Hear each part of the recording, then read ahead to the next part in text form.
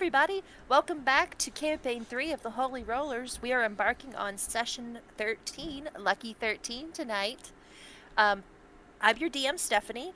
We are joined by Brandon, who is playing Red Netherroot, our cleric. We are joined by Dennis, who is playing Lytle de Fernden, our ranger sorcerer by class. We are joined by Jesse, who is playing Riker Tor, our intrepid illusion wizard. We are joined by Joffrey, who is playing Rorn Baelgor, a fighter. And we are joined by Rachel and Kyle, who are playing the same character, Genji/Kenji. They may be in and out with some baby stuff tonight. Totally fair, totally valid. Without further ado, let's pray, and then we will assign recap dice, okay? Who would like to, we rolled, it was Dennis who rolled highest to pray tonight, yes? All right, Mr. Yep. Dennis, please take us before the Lord. And before I do, just for a quick correction for the DM, Lytle is a rogue sorcerer, not ranger Did I sorcerer. say, oh, for Yeah. Pete's sake, I'm sorry. I'm back in You got campaign him and 2. Drakkar mixed up. I did. It's Well, okay.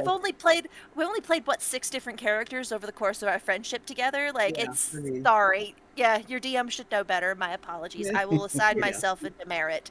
I will take away one of my own inspiration dice. There it goes. See it go. Let's pray, because Anyway, clearly I need it. okay. So tonight we do have a prayer request from Daniel Craddock. I will be praying for that as well. So let's go before the Lord.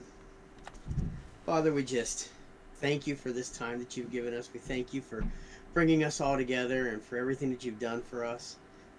Lord, I pray for specifically for our DM tonight that you touch her and help her with the pressure that's going on, the good pressure that's going on with the influx of business and the being overworked. But it's a good problem to have. And Lord, I just pray that you give her the strength and the ability and the knowledge of when and how to get help if necessary. And I just thank you for that. I pray also, Lord, for Daniel Craddock, one of our members on our Facebook group. He's asking for prayer, for guidance for him, and prayer for his wife. She needs prayer for her right leg, for God to take away the pain and to heal it. And he feels called to be a Bible leader or Bible teacher and shepherd. So Lord, I pray that you open the door there, give the people that he's talked to wisdom, give him wisdom, and speak through them so that it's easy to understand what's going on, and he can make the decisions based on you and not on his thoughts.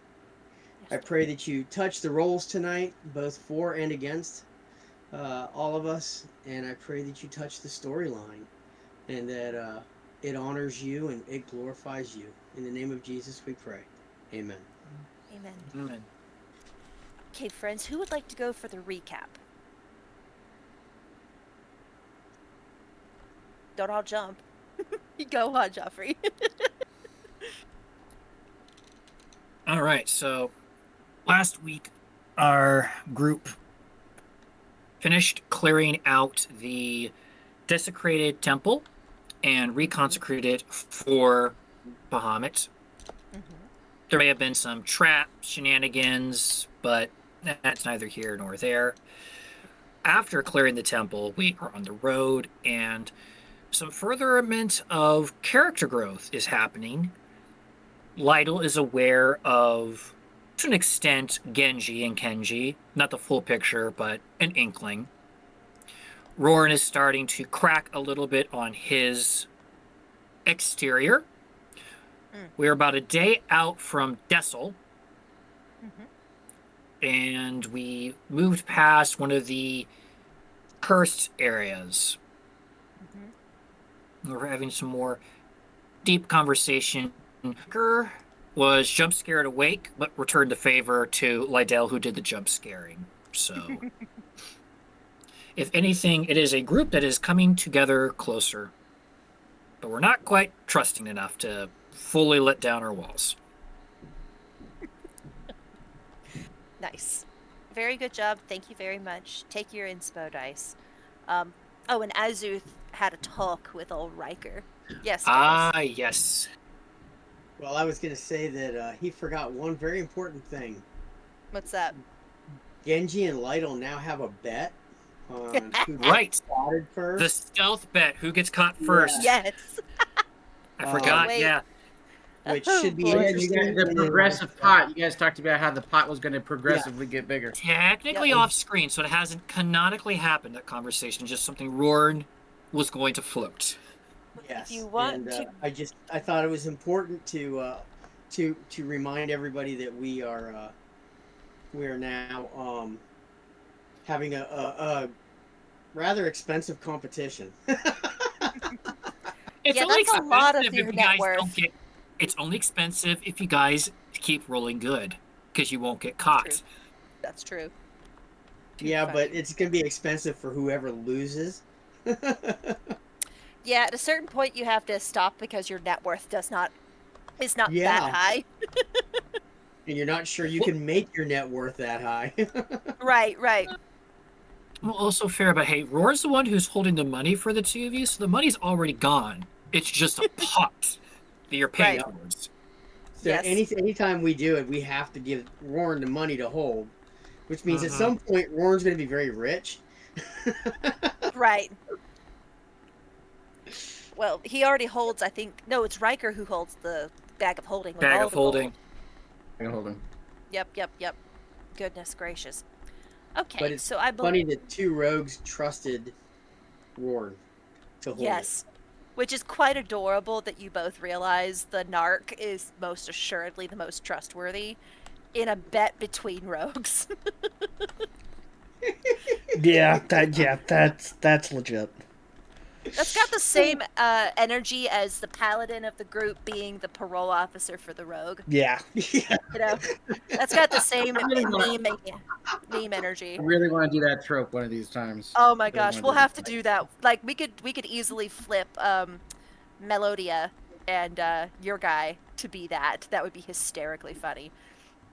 Okay, so last I recall, you guys were, oh, what was it? Two. One full day travel out of Dessel. Yep, Yeah. you were 1 day's worth of travel out. Okay. So, in order to expedite this journey, there are some journeys I won't expedite because I want things to happen during them or give you all opportunity to roleplay. This is not one of those times. In a effort to expedite, let's talk what happens to you on your last day of travel. So, who would like to roll for the natural disaster that befalls you? Or not that disaster, but you get me. Uh-huh. Yeah, now we know. Disaster. You know The what? Sure, ele- Roar. So Roar I will be know the that elephant guinea pig. Genji's in the back and Lytle's front. So do you want anything from that first? Would that be a Um, roll a. Yeah, so roll me your perception check as you. And your stealth check. Stealth and then perception as you, like, okay. scout ahead. I'm assuming Well, you're being stealthy. my stealth would be a nat 20 plus 13, so 32 or Good gosh. 33. Oh, my Um word. and my The perception Albus. is a 17 plus 10 for a 27. Okay. As you move ahead, give me a d10, please.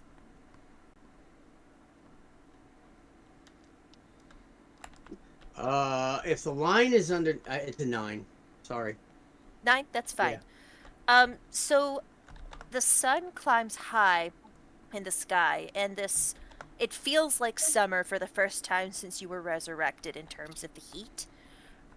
It's kind of hard to judge distance due to the heat haze, so you are slightly demoralized by how little progress you think you're making, even though you walk the same pace. Your water supplies also run low faster because of that warmth. Y'all are just drinking your water skins dry. Um, roll me a perception check to find a source of water outside of what you camp beside. Roar will just side eye the 17. sun and just shh. Anyways, he had a 7 on the die plus 10 for 17. Okay. You find a what looks to be a abandoned farm pond. It's like really weirdly round, like the ones that are dug by human hands. But there's no animals around it to give it contamination that you can tell, and it's water. So you fill your cup, you fill your water skins again. All right. So you guys come to the end of or the last full day of travel, and you finish off the goat, um, the meat of that goat, that night. Roran, why don't you roll me a survival check to cook the last of this goat? Well, the heat definitely lingered a little bit. That's only going to be an 11 on survival. Ooh, okay. So, what's left of this goat is unfortunately a little bit gristly. If you had had more wherewithal and you weren't quite as heat stroked from carrying 50 pounds worth of plate armor in the blistering sun, you would have probably been able to trim it and make it a little more palatable. But as it is, it comes across a little bit. It's not your finest work over a campfire. Still edible, but also rather chewy. Hmm. Can't all be gourmet. It's true. It's true. Awesome. If Is there anything, any- this group they're all spoiled for good food. It's true. You have spoiled them quite a bit. Quite a bit. Is there anything any of you would like to do or say before you go to bed? / pick your watches. Work on my spells. Send me your rolls. um, Lytle's just going to go up to Roran and ask him if he wants to take first watch because Lytle would like to keep taking second. Roran will then turn to Genji. I know you guys can't respond yet, but in a controlled yet polite, do you wish to take first watch again, same as last, or not?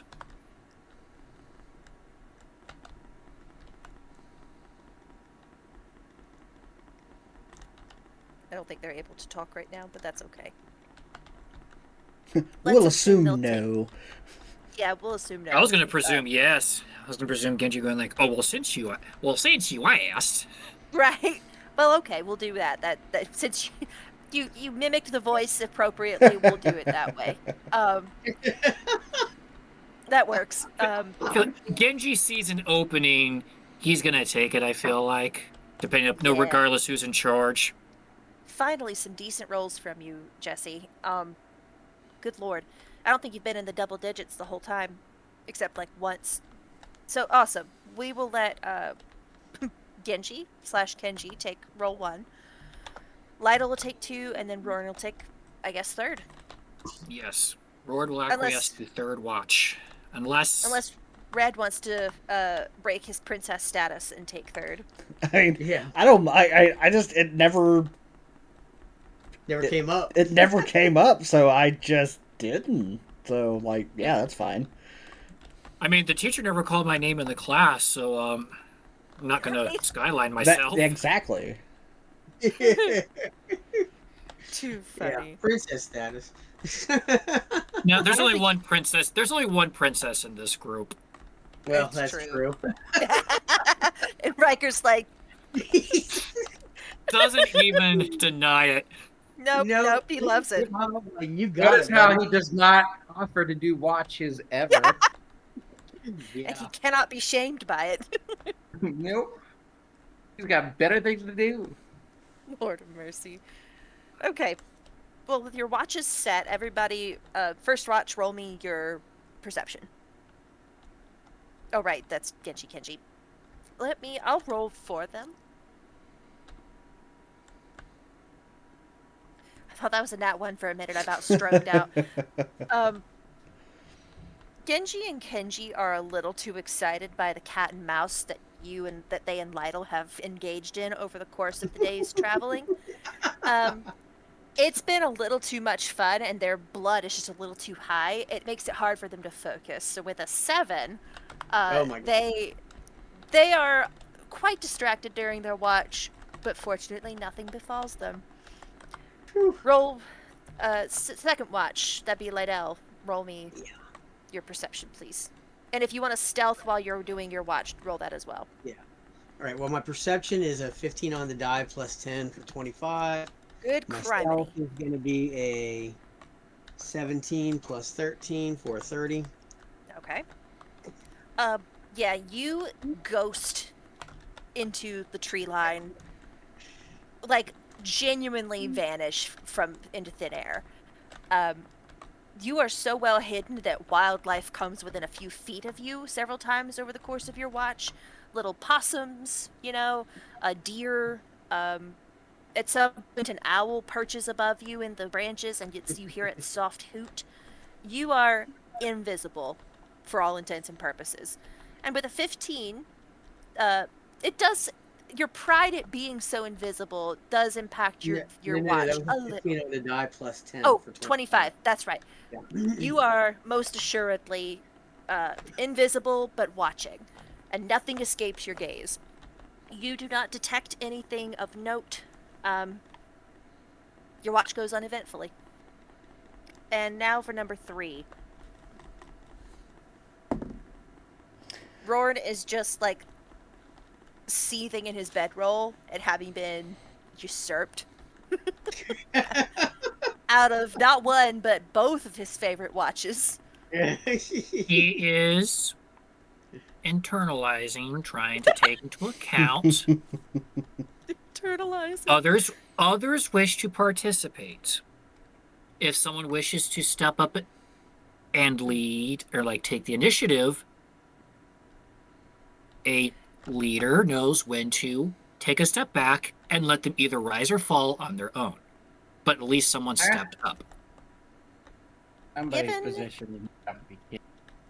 given your backstory, you've not really had opportunity to let others take that role, and it's new to you. But character development is means breaking patterns and habits, and for something better. Yeah. So when this goes tails up, he's like, Yes. I shouldn't. Yep. He Yeah. will have learned that lesson. Awesome. Mr. Red, are you hiding before you take your watch, or are you just taking watch? No, I'm just gonna take watch. All right, lay it on me. So that is what am I doing? Investigation Or perception, whichever or you prefer. perception? So let's see. Perception is a +9, so that's 25. Okay. Is there anything you would like to do while you keep an eye on the surroundings? I'll probably just kind of thumb through, my journal. You run your finger over the long lists of names on each page, and they're as familiar to you as our Bible verses are to us. Your watch passes uneventfully. Dawn breaks, and with it, the distinct lack of goat meat, although given the last. Yeah, we figured as much, Kyle. But given that the last meal was not of amazing quality, you don't necessarily miss the taste of goat. Your rations are. You have this lackluster morning meal of rations, but the taste of it spurs your feet ever faster towards the promise of a settlement and real food and actual beds again. Hey, Um, DM. yes. Um, I I don't know why I didn't think of this. What's that? While Lytle was on watch Mm-hmm. and the deer came near him, Yeah, he probably would have tried to kill it as an that's a good honor point. to Rorn because Rorn had been teaching him how to do this. And so Okay, he would have liked to have tried to do something like that. I'm just thinking it let me just dawned on me with no food, he would have thought this through. let me ask you this: Would, given that your purpose of being awake at that time of night was to take watch, would you have broken your stealth to take out this deer? Um, I think that he would have. I think that he would have killed a deer, broken stealth, killed a deer, Okay. found a place to hang it so that it could drain, and Yeah. then went back into stealth. Okay. Roll me a sleight of hand to well, first off, roll me your attack. Okay. Deer don't have a whole lot of hit points, so, No, he would have done a rapier, so and it it would have wouldn't have been from been. stealth, so add a few d6 on top of that. Provided you don't roll all ones, I think you'll be okay. Yeah, I mean, he just did a 29 for the hit. Okay. Um, Ooh, just misses. yeah, I'm What waiting for kind of that. deer are we White talking dragon in about here? disguise. Frankendeer comes out, it's a Wendigo. Um, 7 plus 6, that I is. told you I'd find you, Drakthor, That's one right. campaign or another.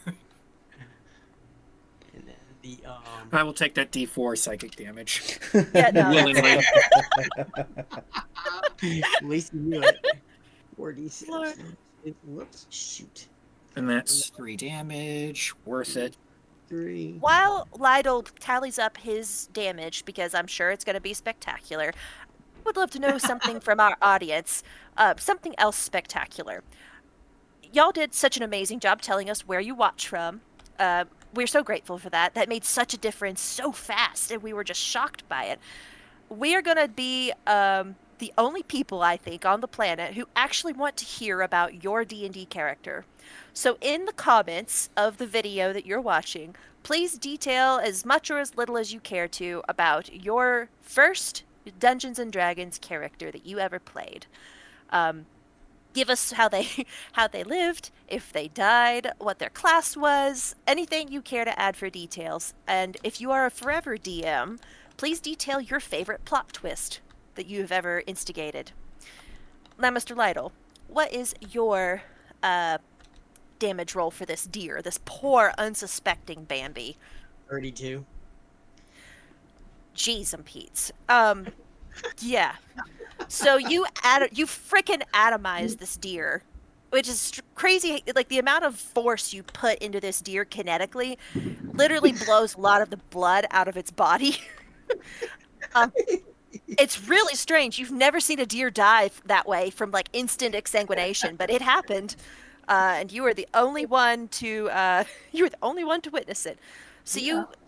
the way Roran taught you, field dress this deer, prop open its cavity, and hang it from a tree, and then you go back to your watch. Yep. You want me to roll another stealth for watch? I was just about to say, yep, roll me another stealth. Okay. Oh, this one's a little lower. 18 plus 13, 28, 31. Oh, is that low? Uh, so when Roran wakes up, there's a freshly killed, gutted deer hanging from a branch near the campsite, and Isn't it Roran, everything? yes, Roran, how do you inspect this deer, and how do you feel about seeing your student graduate?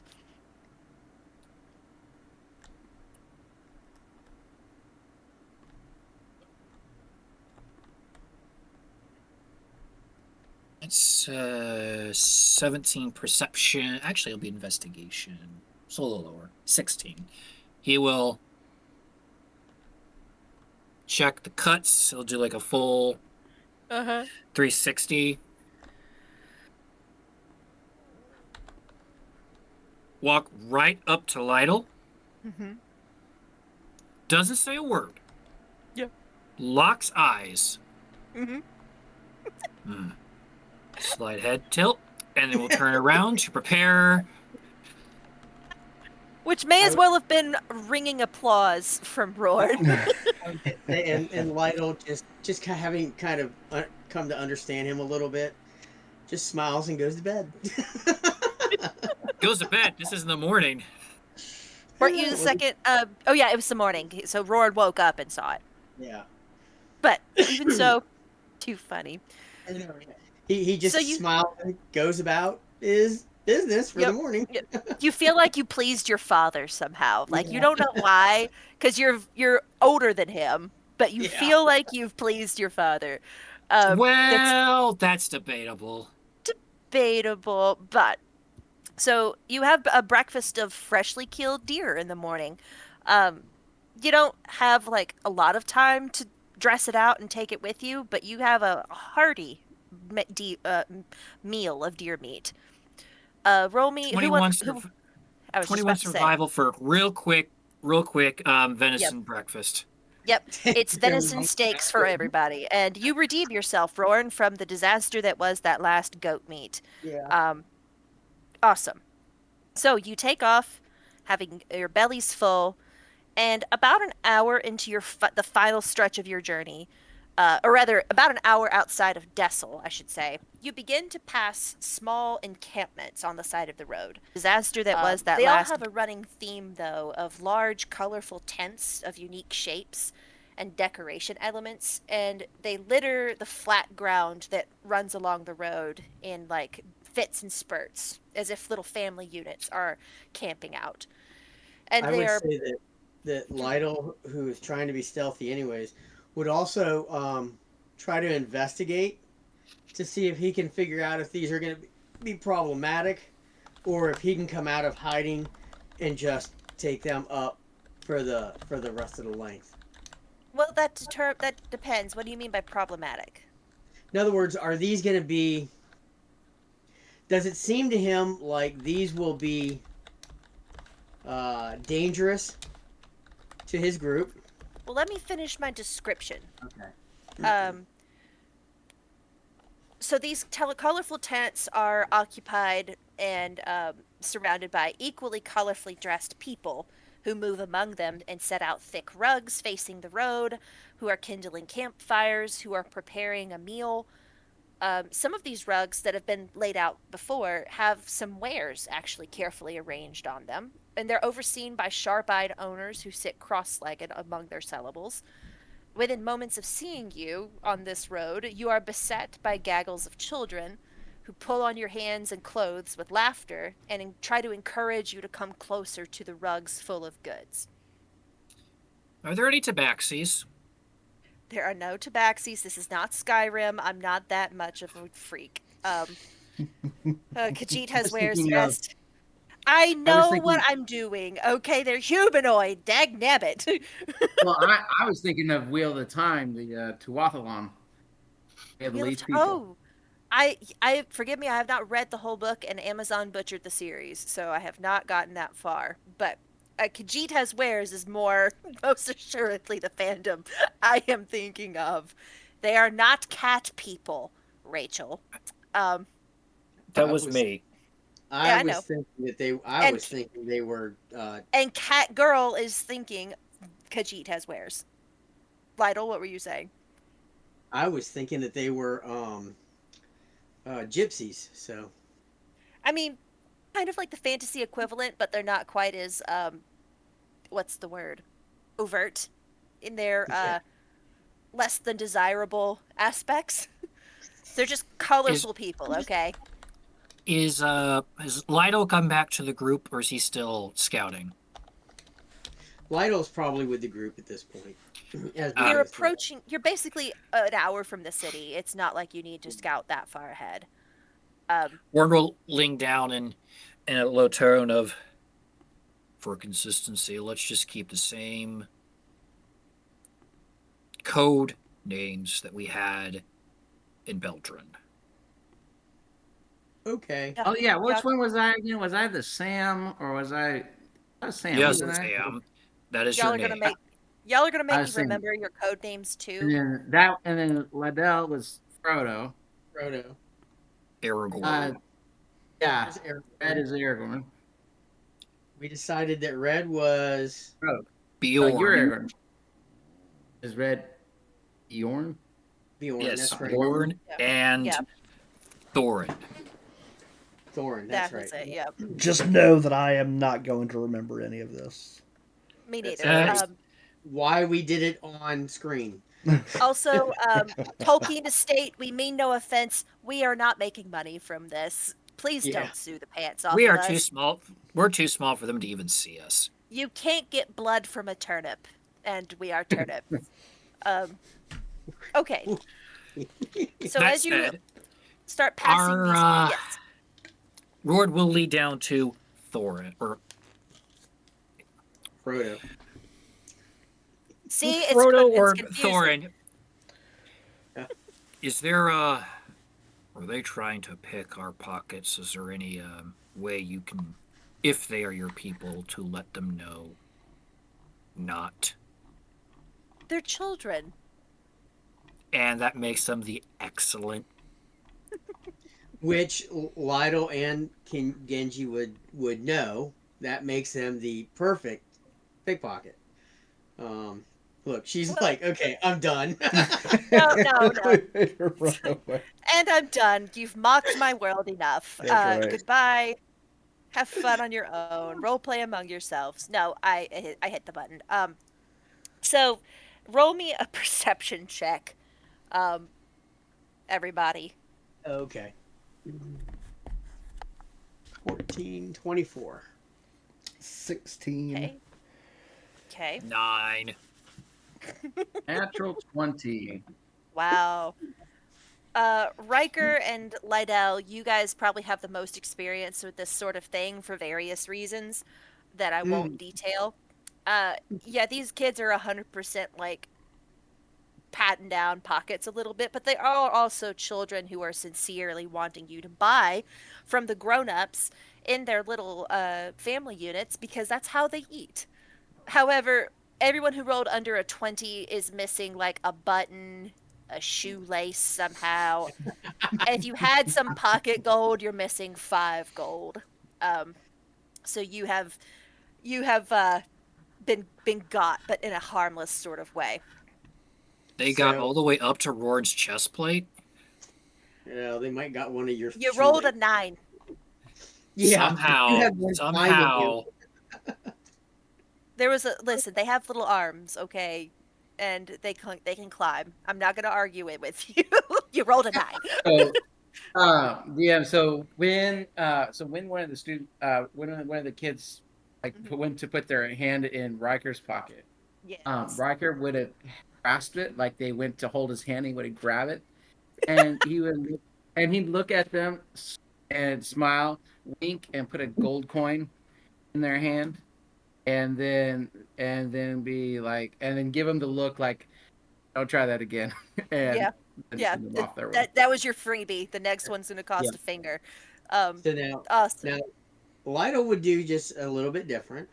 Yeah. How would you So dissuade any sticky fingers? when they try to be sticky, he lets them know. Mm. He starts off with thieves' cant, Oh. and loud enough that parents can also hear. Uh-huh. Uh, I do say that this might not be the best way for you to make a living or to get us to buy something by taking anything out of our pockets. I would highly suggest anything you've taken, you put back. The kids don't understand you. It's very clear by the fact that they don't respond to thieves can't. Thieves can't is a red Yeah, is a it's a trade language. language. Right, it's a trade language. These are kids of a people group who are not associated with Thieves Guild. I like where your head's at, but not all thieves know thieves can't the well, minute they turn rogue. but no, what I'm saying. So basically, what he did that to start off to see what the Yeah. reaction was going to be, and Uh-huh. then when it doesn't happen, he will whatever kid is next to him, he'll bend down to him and just talk to him and say the exact same thing in regular common, Okay. and Uh try to persuade him roll me a to persuasion. yeah. 16. What's my persuasion? What is your 22. persuasion? It's plus Okay. 6.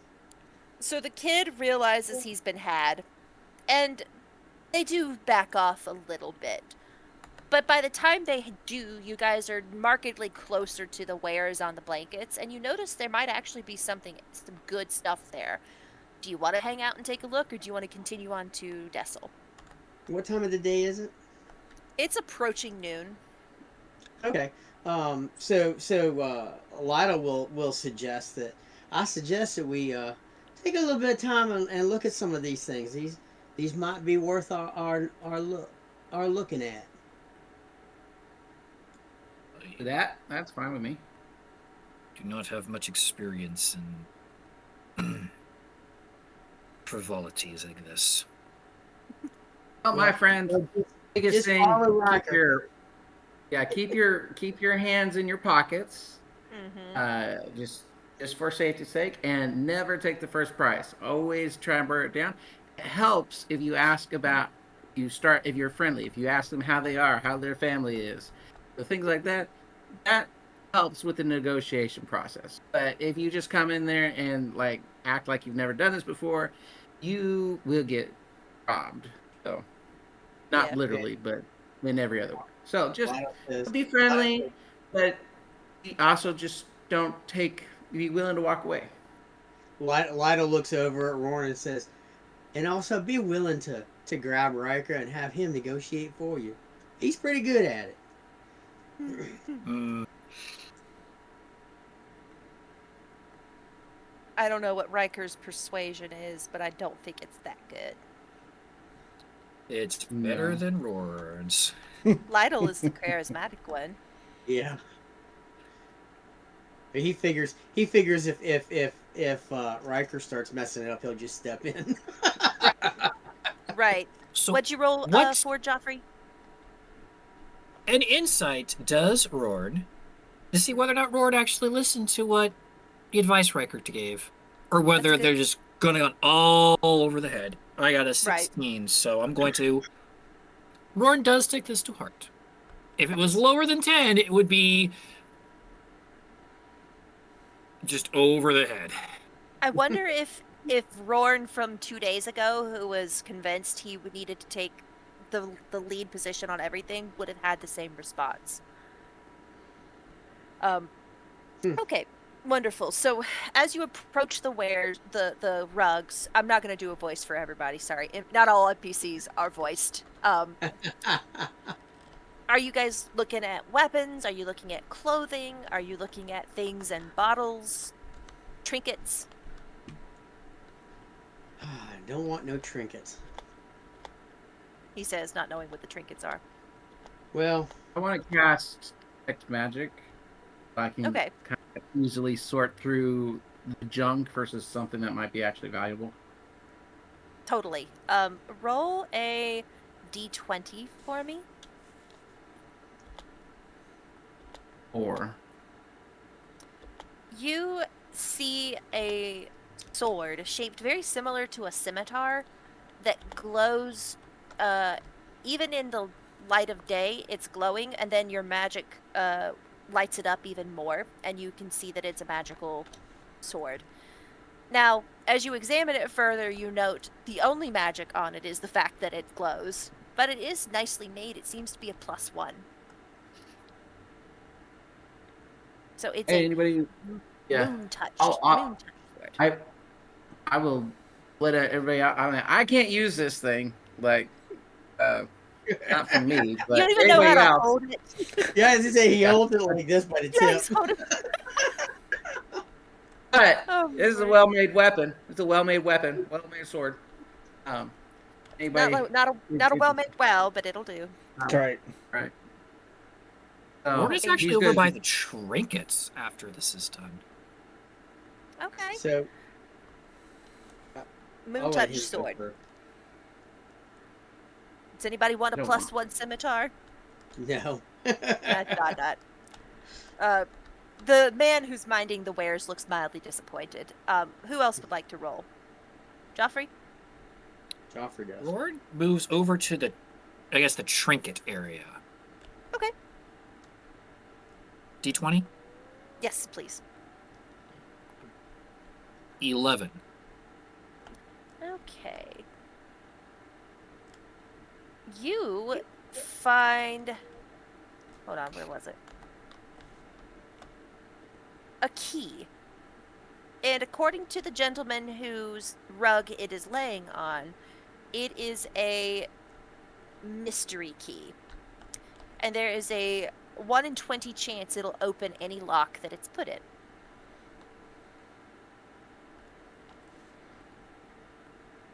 Just a normal key? Any intricacy to it? No, just seems to be key.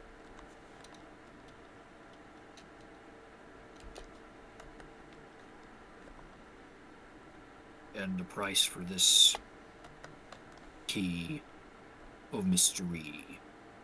He tells you 50 gold.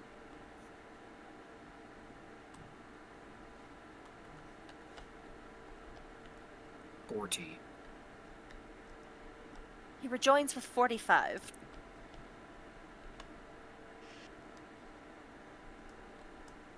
And Riker's has, like biting his nails.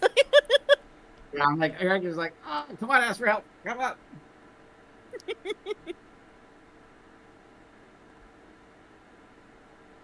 Let me consult the Treasurer of sorts. the master appraiser. Mm-mm. Sir! Deep voice bellows.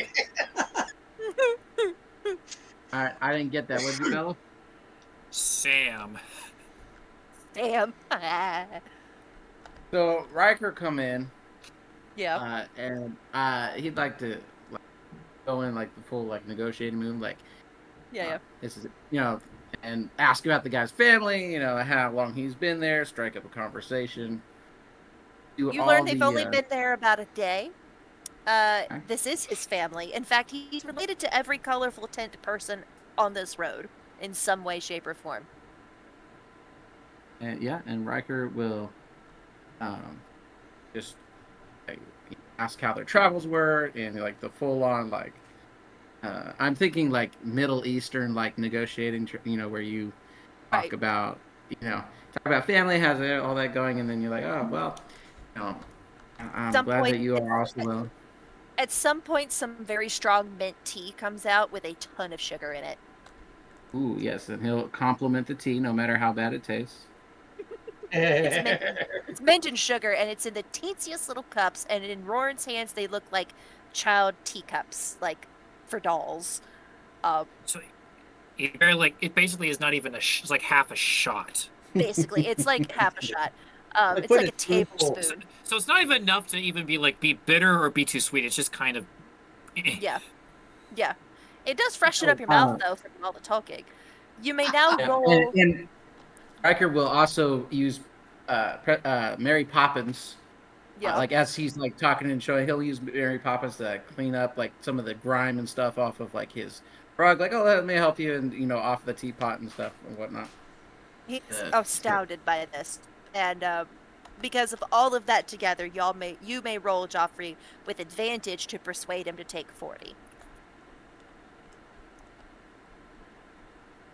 Um, well, Riker would like to try and get it down to 35. Oh, well. I rolled 2 8s, and with my -1 persuasion, this could also be an opportunity to use one of your inspos. You do have a lot of them. It's up to you. But I just want you to remind you they're there. I'll use one of them. Roran is being uncharacteristic. He's invested doesn't now. he doesn't have stuff. Right. He's yeah. All right, so that was worse. At advantage, I rolled a 2 and a 3. The first one was Wow. 2 8s. This one, so That is somehow with all of abysmal. that, he's He joined is everything, but it's Roran, so it's just right. at a certain point he's just takes the 50 out and just it's when it becomes apparent this is very awkward. Right. He just takes the full amount and just places it down, doesn't say anything else, stands up without a word, and moves. Riker, you did your best. Yeah, Riker just rubs his head and watches you go. Wonderful. But you also saw that without roleplay, let's just say like that was a dumpster fire when he tried to Yeah.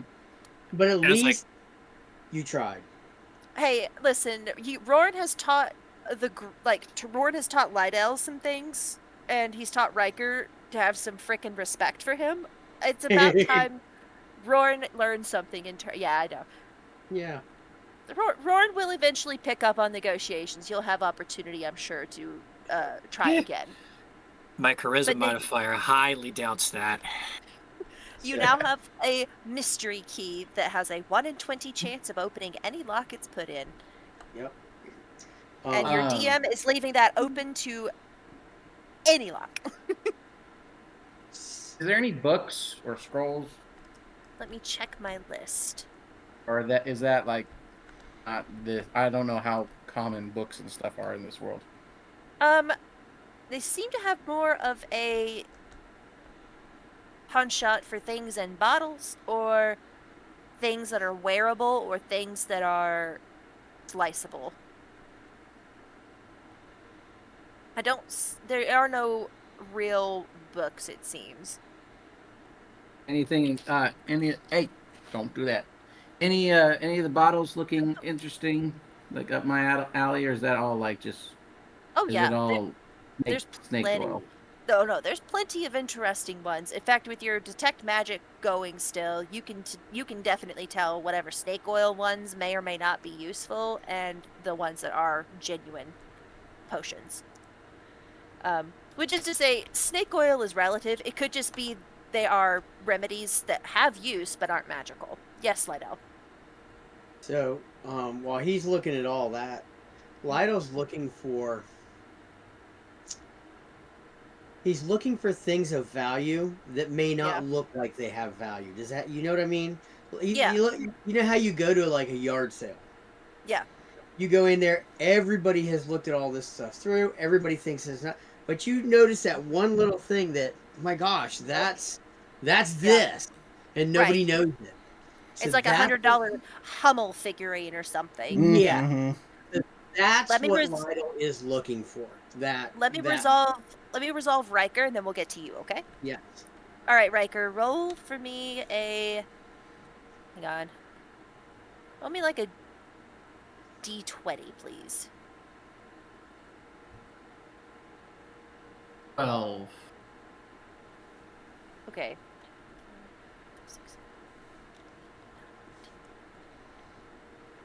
You pick up a particular potion. Roll me an Arcana. And how does detect magic give you like more information other than the class of magic? I don't think so. I think it's just the class, but let me double check. Hold on. Okay, I thought so too. Let's see. Arcana first. Yeah. 25. Okay. And then spell.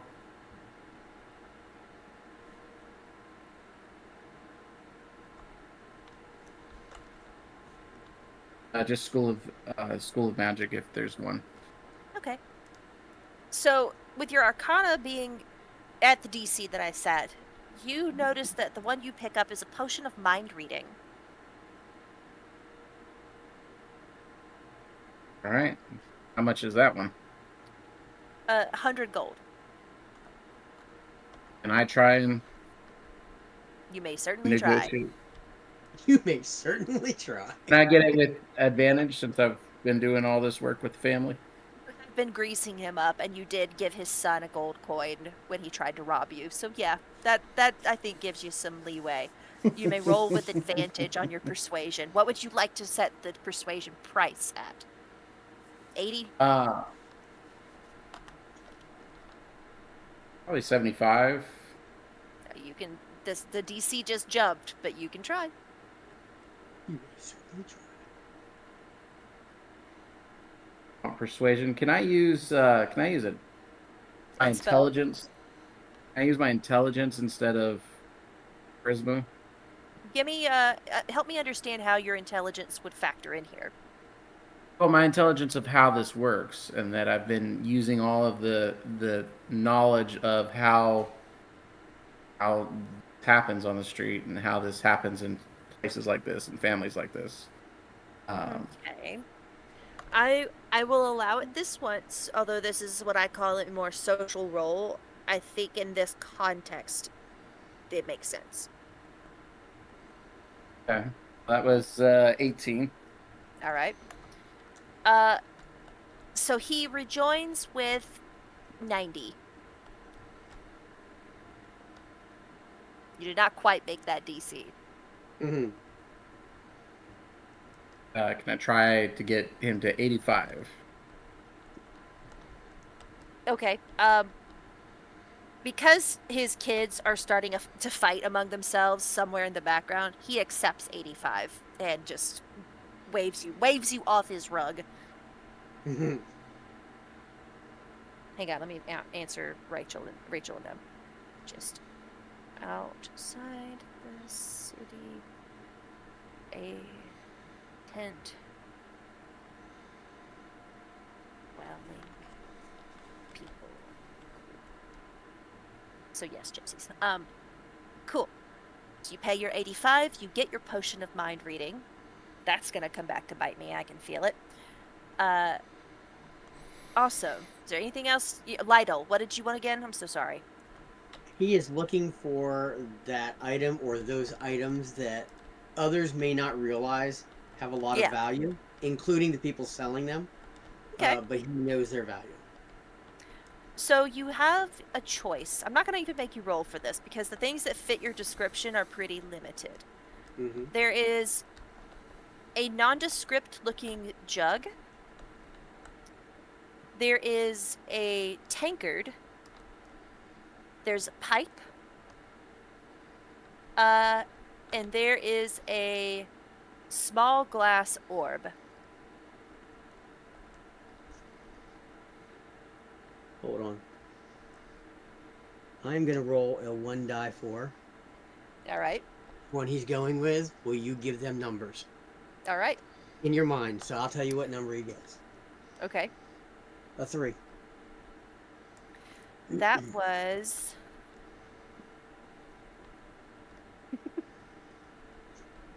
anchored.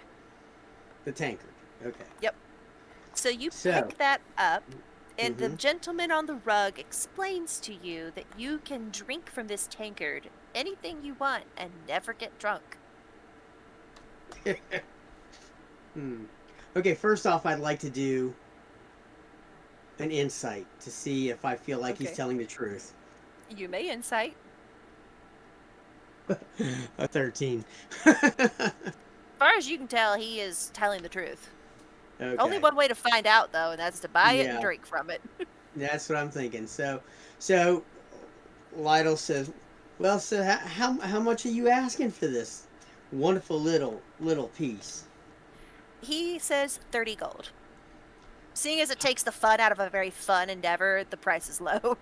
Yeah, 30 gold to be able to drink anything out of this. Does that include poisonous stuff? No. It's never get drunk, not never get dead. Well, he was hoping.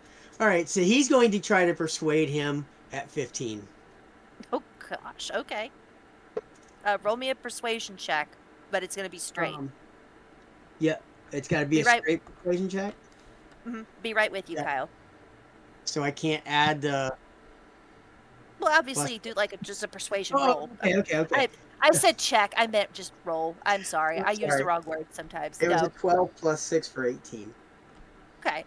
He will take the 15 because you guys have already been such great customers. Okay. And I think it's one of those things that's sat on his shelf for a while, proverbially Mhm. speaking. He kind of wants it gone. Yeah. Um, I will go over to Riker and ask him if there's any way to identify exactly what it is. Be 10 minutes. You guys We take can like a do it. 10-minute on the side of the road. Well, I was Uh, gonna say it, we don't have to do it right at the moment. We can do it when we get in town. So, but I just wanted to make sure that he could do it. no problem. Well, if I'm waiting on anybody else, like we're waiting, like I'll sit Yeah. Okay. there and Yeah. have my book out, cross-legged with my book out in one hand, the item in the other hand. Uh-huh. Aside do fales ningere ore. On and on and on. I love it. I love it. This is what you get. It is, in fact, a tankard of sobriety, which does not have anything to do with poison, but it is useful nonetheless, because there are instances where you want to drink socially, but you need to keep your wits about you. Oh yeah. Good for like if you're doing stakeouts or want Mhm. to get Doing information out of people. a high stakes social encounter, So that there was will be thinking. opportunity. Yeah. Awesome. With their purchases made, some more happily than others, you conclude your business. Is there anything else you'd like? Oh, Kyle, since you just popped in, um, tent dwelling people were buying stuff off of rugs. What would you like to roll to find anything? Yeah, Khajiit has wares. yeah. Genji Kenji is going to look at the trinkets just to see what we can peruse. Okay. Do you want like So, brief descriptions? Bless you. Of anything, or do you want to roll on the table? let's roll on the table, see what we get. All right, roll me a d20.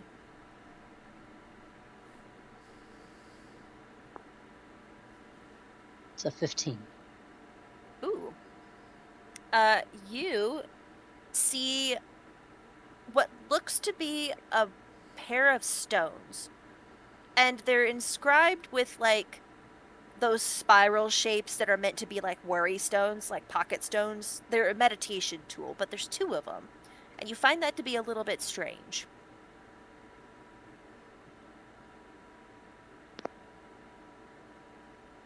Um,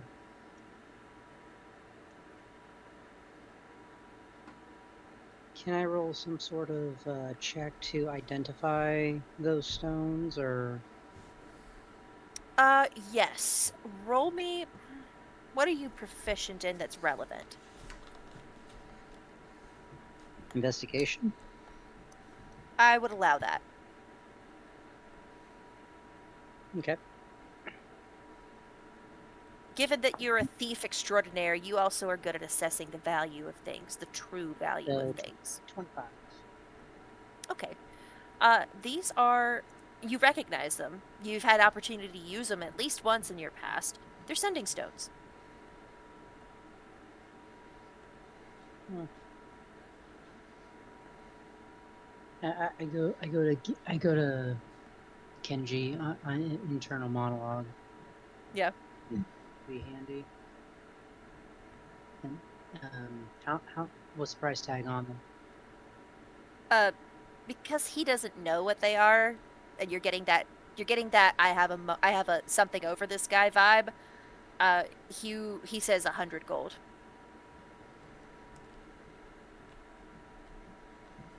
Mhm. Mhm. DM, player question. Sending Yes. stone for like sending messages back and forth, correct?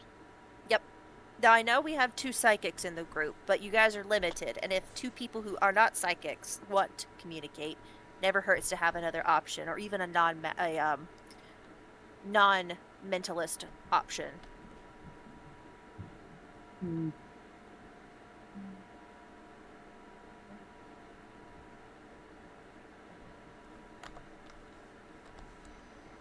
All right.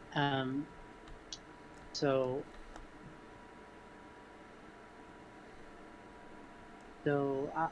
we'll take them. We'll try and negotiate them, but we want Okay. to negotiate them down to 60. Okay. Um,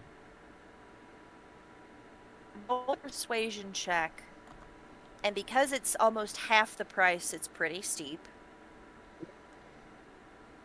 Just straight, right? Yes. Unless you want to do something to soften him up. And smacking him upside the head is not softening him up. That's more the Kenji side than the Genji side, but yes. True, true. Um, look at him, be like, hey, these fancy, I say, these fancy swirly stones over here. I like how they look.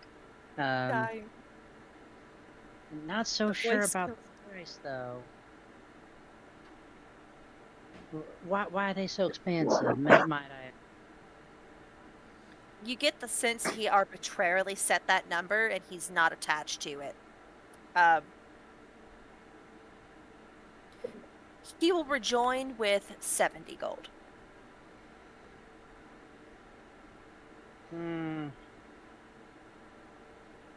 All right, deal. You hand over your 70 gold. One additional. Genji will inquire about antidote potions specifically. Okay.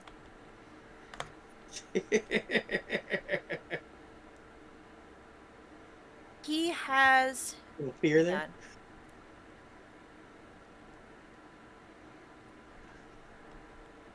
I'll One say, second. Path assassin. So, here's the Vers- thing. Having the presence of an antitoxin in his inventory would also admit that he has the presence of poisons in his inventory, which is pretty dang regulated along the lines of all alchemy. So he So, is going how to about insight you for trustworthiness. Because you're just a random. He rolled a natural 1. So he clams up real hard. And he's like, I don't even. What, antitoxin? I barely know her. And just like scuttles off into it. I barely know her. I want to investigate the potions on hand? Anything that might seem out of, like, I'm not. I wouldn't say my background is super proficient in poison, but proficient enough to recognize poison and antidotes. At least, Okay. as long as they're not super complex. That's If that fair. makes Excuse me. Roll me a d20. a d20 or investigation. Oh, sorry. That makes more sense. You're right. Investigation then for poisons. Yes. Or So, well, before you roll that, if he just freaked out over the presence of antitoxin or the implication he might have it, the poisons are not out on the rug. You're gonna have to get in these people's good graces for them to show you the good stuff, including potentially poisons and antitoxins. But if you want to peruse the wares he has out, he has potions out and lots of them. I'll peruse for now, and might make a late night trip down the road. Lord, what have I done? Roll me a d20 then to just eyeball one example of things that he has. How what now? 14. Good gracious. Okay, so that's.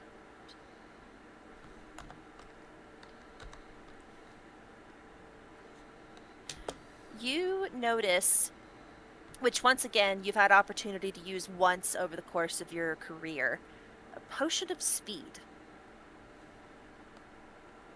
which gives the effects of the spell haste for a certain duration. What's the label on that one? They're not labeled. He's just spouting off numbers, and his wife is now, in his absence of in fear over your implication that he is a poisoner, his wife is now there, and she is seems to be a much tougher negotiator.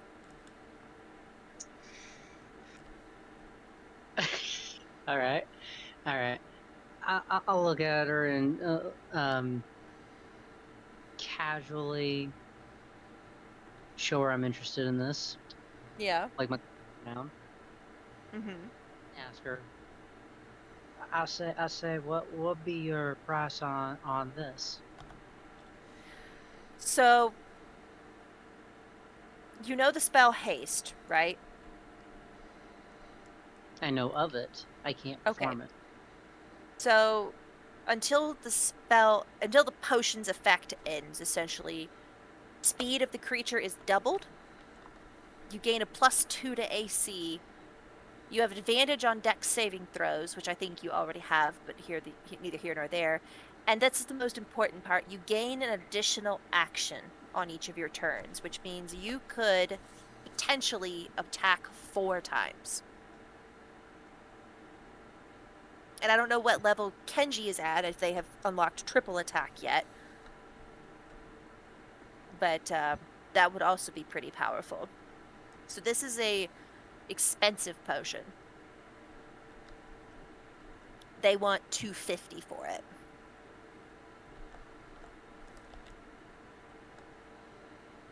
Yes, I know that's most of your net worth.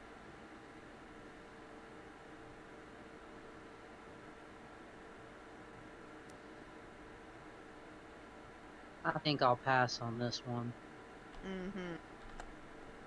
but I appreciate you working with me. A pass is not a pass for you, is it? Um, I'll shoot I her a sense little. I sense another midnight run coming. I'm gonna Awesome. shoot her a smolder that's like, I like you. Oh my god. That came across as oh fiddlesticks. Old Greg. That I like you. What do you think of me? Make an assessment. Just very, very old Greg tone there. I don't know why that came to me. Anyway, uh, with your shopping concluded, or so it seems, you all proceed down the road. As the gate kind of peeks through the trees to Dessel, is there anything you would like to do before you come into view of the gate? Okay. So, yeah, oh yes, Joffrey. Roran still has the sealed document from Steelbraid under his breastplate, yes? He Oh yes, he does. checks. Yes, yes, yes. I'm not gonna make you go to all that trouble to get it just to have some, traveler children yoink it from you. I'm not that crazy. Gonna work a little harder than that. Yes, you have the document. It's still sealed. Cool. Find where I am.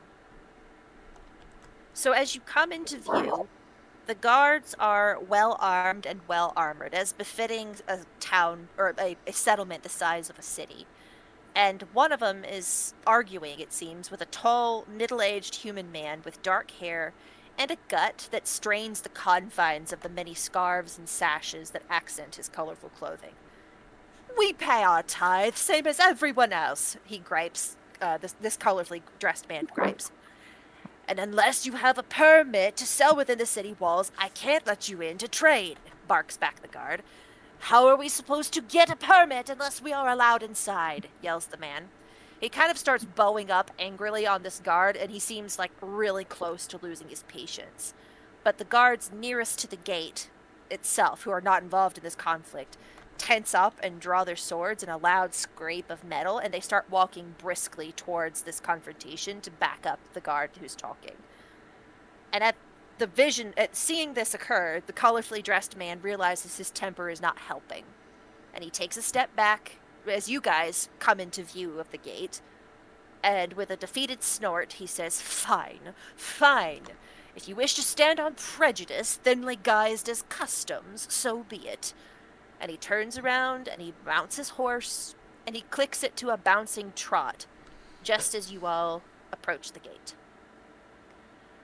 The guard who just sent the wandering man packing tilts back his helmet and pushes his sweaty hair back with like a decompressive sigh.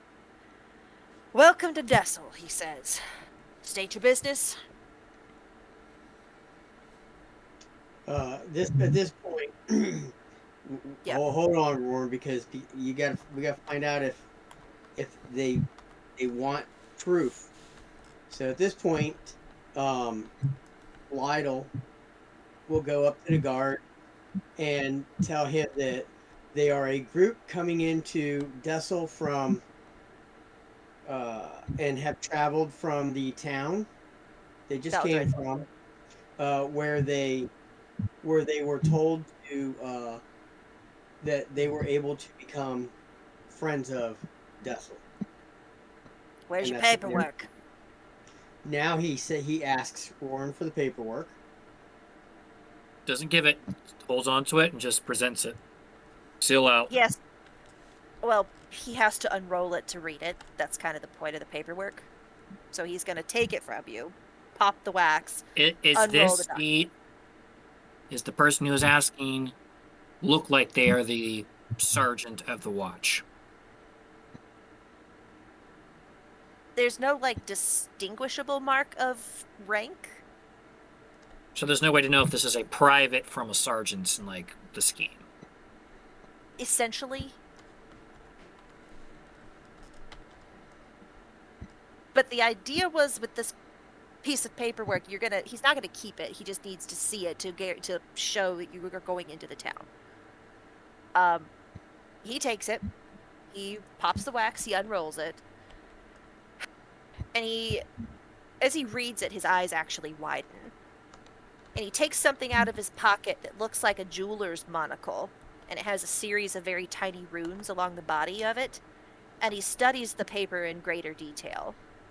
The other guards who had been approaching to back him up against Colorful Scarf Guy have sheathed their weapons and are approaching just as a general curiosity.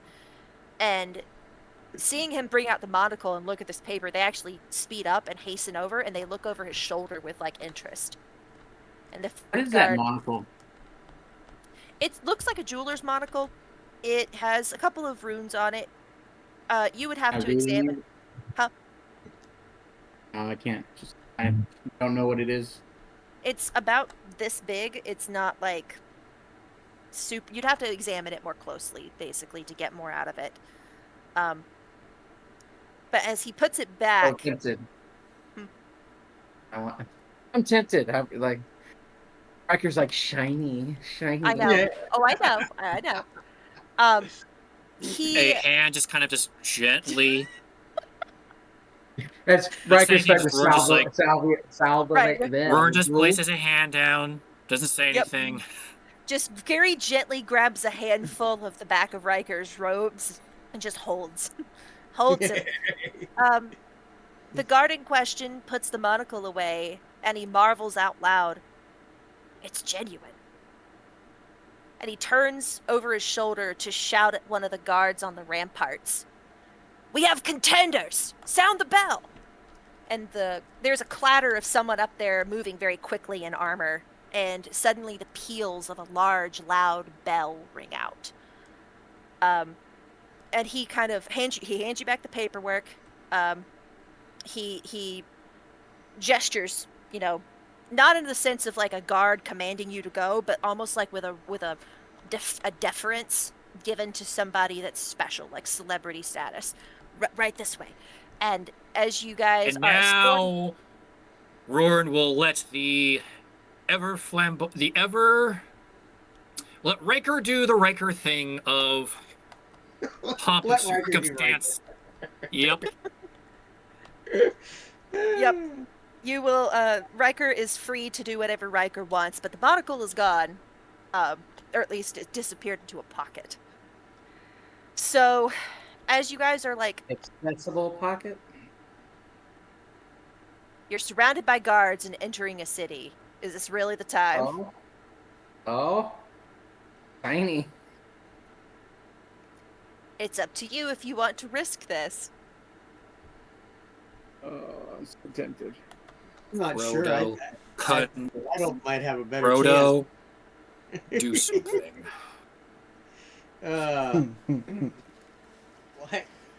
Lionel gets over next to Riker. Riker, we may have a chance just a little bit later, and a much better chance. Let's hold off for right now. Because you have the self-control of a toddler. And I'm looking like a toddler that's been like candy has been like put under his nose and then walked off. I'm like, like those cartoons where a pie's scent like wafts across the air, and the cartoon guy just follows it. Yeah. his nose. Yeah, I'm just doing that with my eyes, like or Yeah. the cartoons where they're looking at a pretty lady with For the sure. eyes, but with me, it's like that. Ooh. Too funny. Yeah. Do you do something to get this monocle or no? No, I am marking which guard it is, like everything about him. Like, I know who He he is is. etched in your memory. Um, one of about 1,000. So the guards escort you forward with speed. And by the time you pass through the thick walled city gate, civilians are streaming out of buildings and side streets, and they're starting to crowd around you. They seem intent on getting a look at you, shaking your hands, clapping you on the back, and even in a couple of cheeky instances, smacking you on the butt like you're football players. Smiles and We're so excited screwed. energy. Do what now? We're so screwed then. Whatever's Yeah. coming is not good. Uh-uh. You know. So, hang on, I lost my place. There we go. Sorry, didn't mean to interrupt. No, no, you're fine, you're fine. That's funny. Interrupt me. Smiles and excited energy animate this crowd as the crowd grows, and the press of them is kind of conducting you through these streets and jostling you along. Um, if you wish to fight being moved by this crowd, you may, but they seem intent on bringing you to a destination, and they're treating Any you like conquering heroes. in the back of the wagon? What's that? Any chance Genji can just hide No, where either there's in no the wagon, we're walking. Yeah, Yeah. there's ain't I thought nobody we in were a on wagon. I thought we had a wagon. No, we No, Nope. don't. ain't Oh, nobody I got a guess wagon. That was the first. That was the first entry to. That was the entrance into the town of Beldrin. yeah, I Genji's appreciate. attention. We're in the city now. Yeah, you are. So let me see. Did I? Oh boy, we are. Just Hang on. I gotta find the party marker. I always lose it. Copy. Which gate did we come Paste. in through? You came in through. Hang on. Now I lost where I am.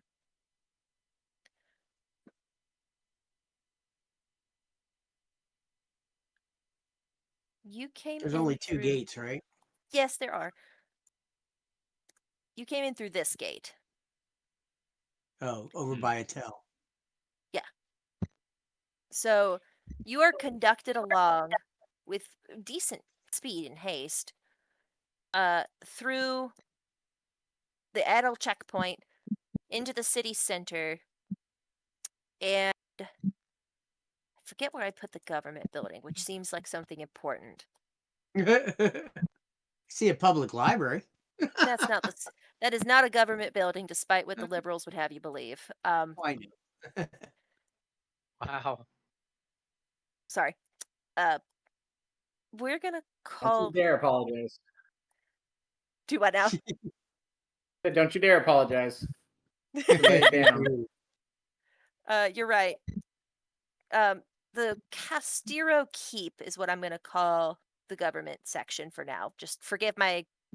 I had about 2 hours tonight to reiterate in my own head what I've prepped last week, and I've slept since then. So they conduct you here, and let me find. All the while that they're moving you through the city streets, and they're like throwing petals of flowers in front of your feet, and they're raining petals and torn bits of paper confetti off out of the windows above you. All the while this is happening, bells to ring. The one in question that started this all off is getting more distant itself, but its voice is being picked up by other bells, some near, some far, as news of the arrival of you, the contenders, travels like wildfire through the city. And by the time the cantankerous mob stops you in front of what must be a government building, the whole city is ringing with bells. Uh, the double doors in front of you on this government building are shiny wood inlaid with carved swords, warhammers, maces, and other weaponry in an attractive pattern. Having shunted you up the stairs and withdrawn slightly, the crowd mills in anticipation behind you. The doors swing open under a pair of elegant hands protruding from lace cuffs, revealing a half elf man with a golden mop of carelessly coiffed hair, a characteristically high cheekbones, a gregarious smile, and finely tailored, richly appointed attire. Ah, new friends, and soon to be new friends of Dessel. Clovis Tumal, seal bearer of this fine city. Come in, come in. And he ushers you inside to the cheers of the crowd and closes the door. Can I I'm do sorry. an What was insight that? check? Clovis to Mall? Close to Mull. That's the guy who you initially heard about from, I think, Jethro. Yeah. Can I do an insight check on if he's genuinely glad to see us? You may.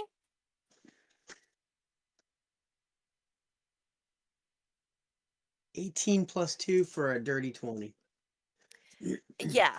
But it's more of like he doesn't care about you personally, it's what you're going to do for him. Yeah, that's okay. That's what I figured. What you represent to him is clearly a cause of great excitement and joy for him. But what that is up for debate. Yeah. So as the doors close and this crowd, uh, the noise of this crowd, the press of this crowd retreats into the background, um, muffled by these doors, relief fills more than a few of you as the attention of so many eyes abates. Um, quite a couple of you, few of you, several of you, have reason All of to us? dislike attention of that nature, but you survived it. Tumal runs a hand through his perfect hair, and somehow it becomes even more perfect. It's quite irritating. And he sighs. Do forgive the citizens for their jubilation. The arrival of contenders represents a windfall for everyone in the city, in ways that I shall explain in a moment. Keshavau, my friends. So, as I mentioned last week, this is a common greeting in Dessel. Some of you know this because you grew up here, some of you know this because you were around post war. It's an invitation to tell an abbreviated story of one's most interesting scar, whether it's visible or not. So we will allow you each, if you want, to regale, as is the custom. Who would like to go first? So, This is an opportunity for you to make up a little bit of backstory for your character. I'm not expecting. We have not discussed what your scar is in advance, so you're not. Don't freak out. so Lytle is Lytle can't really tell him his The full interesting story. star. Yeah. Uh, however, he will give him a version of it that Mm-hmm. is not fully true. Um, Okay. would that be?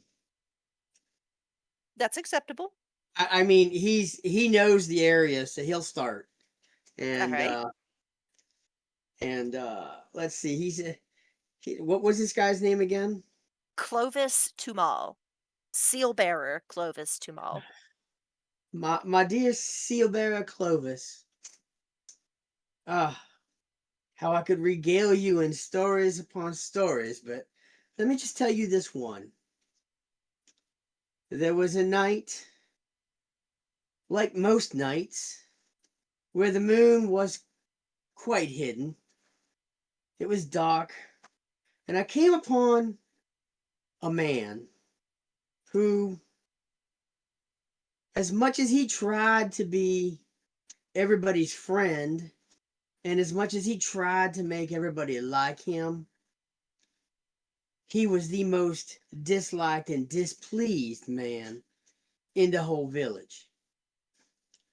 This man did things that he thought was his right, but in the end caught him off guard. In as far as he had no idea it would be taken the way it was by his, let's just say, so-called friends. And then one night I happened to meet this man, and he tried to cheat me out of my due payment for a service. And so I challenged him, and we fought. And As you can see, I'm standing here, so I won. But then another person of, let's just say, ill repute stepped in and tried, so desperately tried, to make it seem like it was them that did it instead of me. And in doing so, we had a little scuffle, and he got away, but so did I. But I did get a scar from it, one I cannot show, one I will not show. But it was a scar, believe it or not. And he kind of gives the customary bow of being finished. Nice. Clovis looks appropriately excited by the tail of your scar and gesticulates to the next of you to begin your tale. Who would like to go next?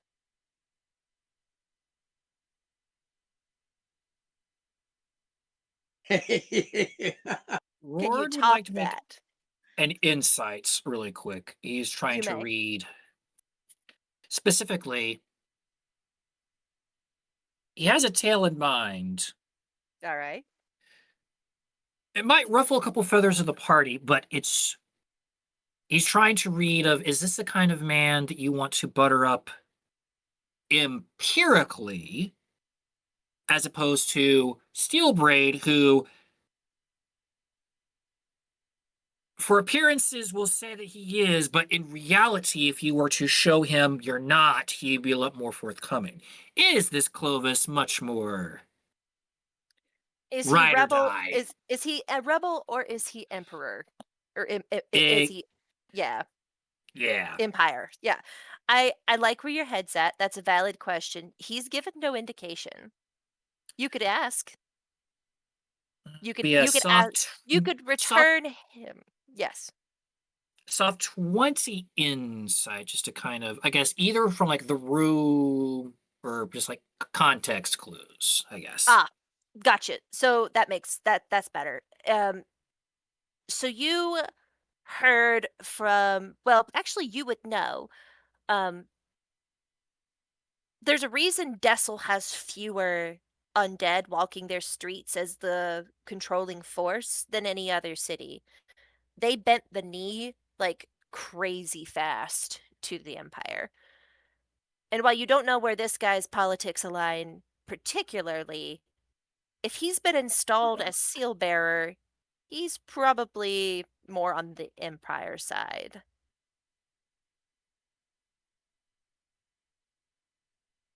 Quick con save. I pass. I have no scar to show you save this. And the tale will be as such. He reaches down and pulls out a necklace and kind of like holds out in his palm a Mhm. shattered medallion of Lathander caked in dried blood. Ooh, that story. That story. So you will eventually have to tell your teammates what that story is. Yes. And without saying another word, this is my scar. Interesting. There Puts any it like? back. Can I get any type of like? I don't know if that's on the arcane side or or divine side, but That'd be as on an the academic, that'd be an as insight check. okay, not a history or religion. Nope. Who Lythander is or anything. Mm, Lythander is well, one of you the know, gods that's Lathander genetics, is but the god. Lathander's the god that's assigned to Rorn, or vice versa. Um, So I guess it would be a shattered sun. yep. Oh, it's a. If you want to know what the medallion is, it's very clearly a Lathanderian symbol. It's not a mystery to you. Everyone know Lathander is one of like the core gods of this world. It's not a question as to what the symbol is of. What are you I wanting to know insight? Roran's I rolled story. a 2. So that's You ain't total. got crap. uh, sorry. uh, That can we all roll a insight? I I imagine Red will. could probably roll an advantage if he wanted to. I'll allow an insight, and I'll allow Red to roll with advantage. Um, Yeah, I got 13 plus 2, 15. So that's not much. okay. Roran, I'm gonna say with maybe a nat 20, if you'll agree.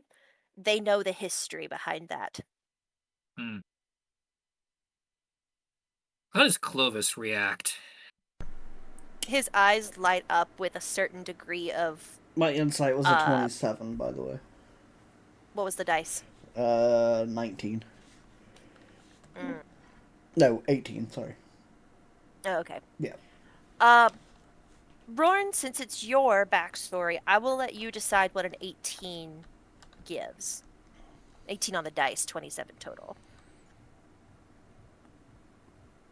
I would say he would know that that's a medallion that would have been worn by a priest of Lathander.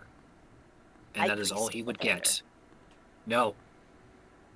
Well, I'd say the nat 20 would be the high priest, a high priest of Lathander. Okay. Lathander's not his core. I say with an 18, he recognizes it as a priest medallion. He wouldn't know it's a high priest's medallion. Got that, Red? Yeah. Cool. Anyone else roll 20 on the dice or anything high?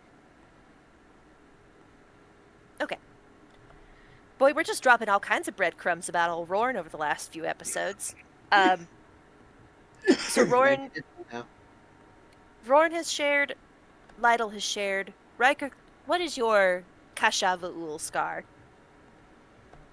Um, I would say that Riker has no idea what the custom is and is confused about why everybody's starting to talk about weird So bodily things. at the end of the last session, you guys as characters, I had a little bit of a monologue explaining how the city works, and I framed it as the ones of you who grew up in this town and the ones who were in this town post-war collaborated on the culture that you were walking into. You have an understanding of what this means. Okay. All right. Fine. I'll uh be like, well, sir, I have been careful, but I do not have a spot per se. But I do have this, and I will pull down my shirt and my ascot, showing a crow wing Yeah. tattoo that actually crawls up part of my neck, Mm. and it looks like it goes down further. This, my good sir, was for a bit of magic I did for a very talented uh, uh, young man way on the other side of the continent uh, to help him uh, deal with a fierce, disgusting old man who wanted to, shall we say, uh, use his gifts to fight against the Empire. And so, using my illustrious gifts, I allowed for his reign to be crushed, and this young man I helped to ascend to power, to find his lost love, and to rule in the Empress's name. You're gonna need to roll me a deception. I was I wondering. totally Yeah. want to insight that one as well. You may. You 100% may. Y'all know when Riker is spitting game, and this sounds very much like, yeah. I would say Lytle All right. probably already knows he's spitting game. Yeah. Yeah. So I What'd you rolled a roll? 19. I rolled a 19 on the die. I'm looking for Criminy. my. It's like a plus Uh, 9 or some shit. my deception's only a +1, so it's a dirty 20. Okay.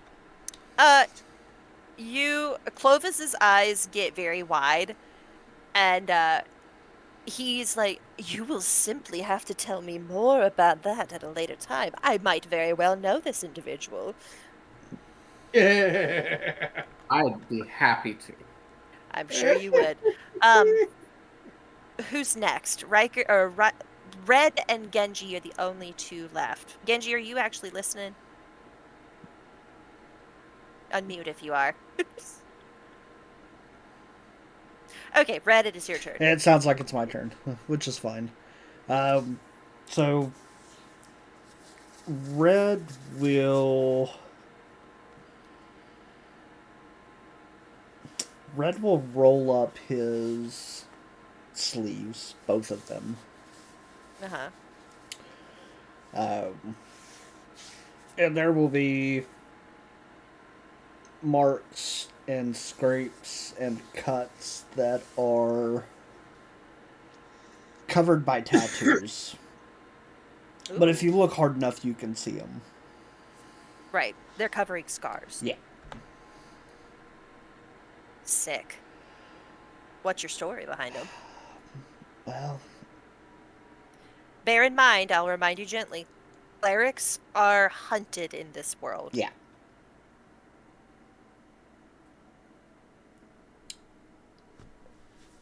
Well, my new flamboyant friend.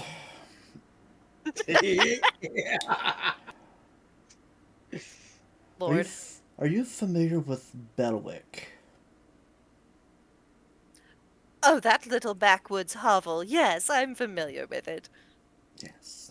Well, the reason that it's a backwoods little shant of a town now is because, well, let's just say I had to take care of 50 things in this city. Town. Village, technically. Whatever.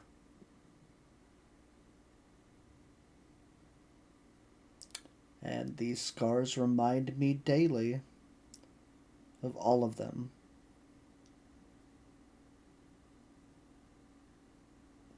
And now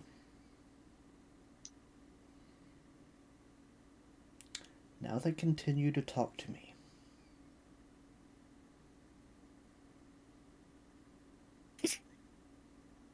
Uh, Clovis is 100% locked in, and he has a moment of like just wide-eyed appreciation for your story, and then dissolves into a like you would have said, a flamboyant giggle. Watch you a delightfully spooky one. Um, With a 22 uh, to just kind of throw him off. So 22 is sleight of hand because I didn't really know what else to use on it. As yeah. it gets kind of that climactic silent part, I'm just gonna Yeah. go.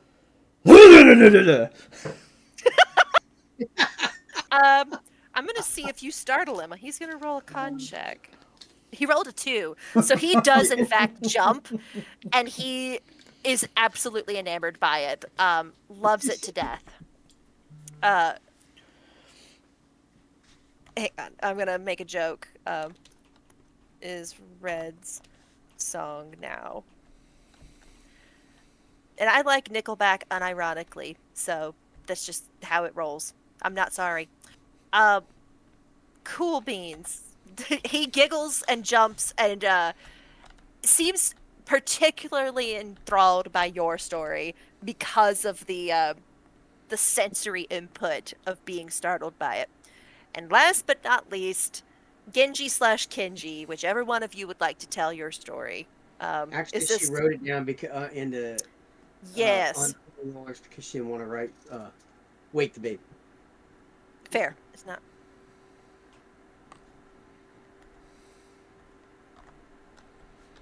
entirely fair. Thank you for your contribution, Rach. Uh, thank you, Rachel. You understand me. I love you deeply, dearly. I miss your voice. Uh, wonderful. So Clovis is like clearly getting excited by all of these stories of these uh, rich historied heroes who have shown up at his door. He is going to clap his hands completely unsarcastically, and he's going to say, um, where is it?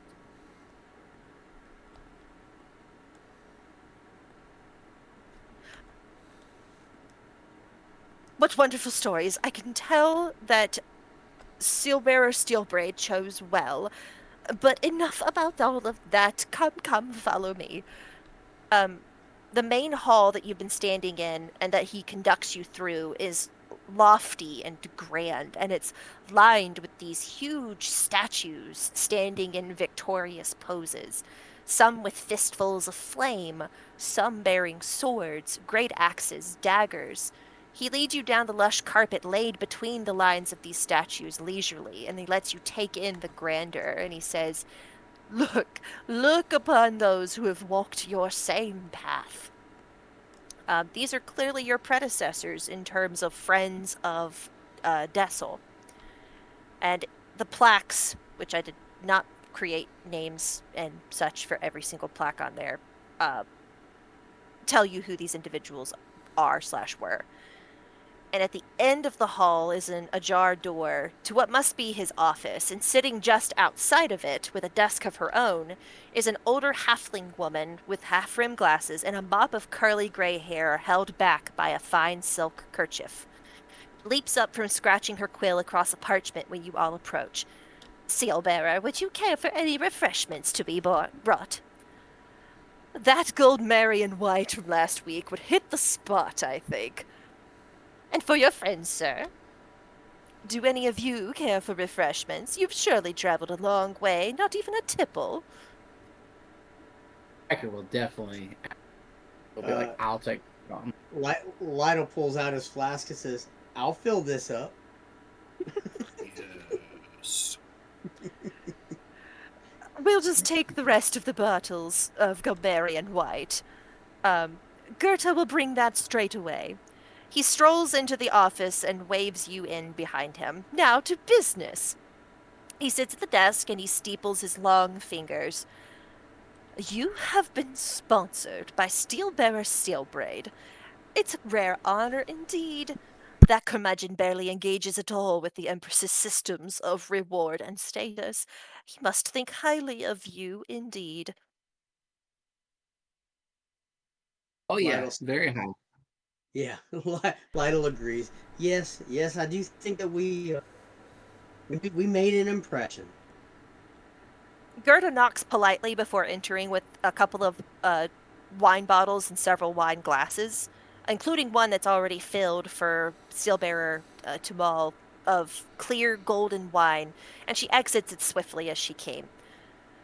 "Do tell me," Clovis says conspiratorially, "what did you do to receive such gratitude from old Randall, hmm?" Randall being Steelbearer Steelbraid.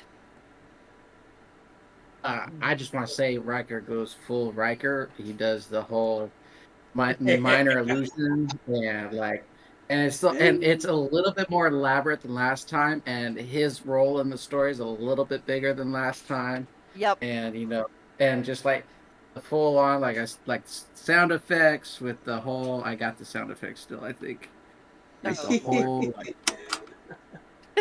like Yes, the ticker tape. Yeah. going going through the slides and like the whole talk at the him center with them on the sides blowing Right, back, right, right. keep blowing, not tilted jauntily. Yep. Then he'll regale him with the tale of of the uh the carrion crawlers, although they are slightly bigger and slightly fiercer, and the fireballs are bigger, all that Yes, jazz. obviously. Um, that's Towards the awesome. end, you hear Lytle start laughing and clapping his hands, going, "My God, I swear that gets better every time I see it." "Splendid," Tumal says. "Then becoming a friend of Dessel will surely be in your wheelhouse. One becomes a friend of Dessel by making Dessel money. And in a city like this, nothing brings in the money like tourism and betting on a heart-pounding fight." Mm. I was wondering Lytle when look, the shoe. Lytle Yeah. looks over at Steelbearer and says, "Well, sir, since we are getting down to business, why don't you enlighten us on what it is we must do?"